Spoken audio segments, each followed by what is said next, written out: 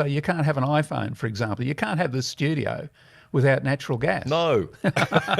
So, We're all reliant on this stuff. so electricity is, in some respects, the least of your problem. And what we're doing now, since the Incitec pivot operation was closed down, we're actually importing that stuff from the Middle East.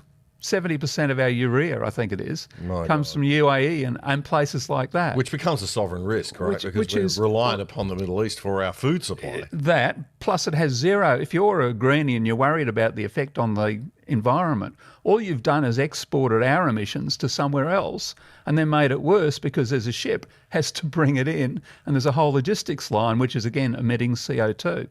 So there's many layers on the gas story. And by concentrating on electricity, we're really selling the severity of the problem if we don't have enough gas. We're really selling it down. In a sense, if you didn't have gas, it'd be a question of how many people do you want to kill. If you don't have gas, you don't have fertilisers, you can't feed 8 billion people on the planet. Maybe 6 billion of those people would starve to death. When I ran for federal parliament in 2022 for the Liberal Democrats, I ran in the seat of Ryan in Brisbane, which is the only Green House of Representatives seat in Australia now, held by a woman by the name of Elizabeth Watson-Brown.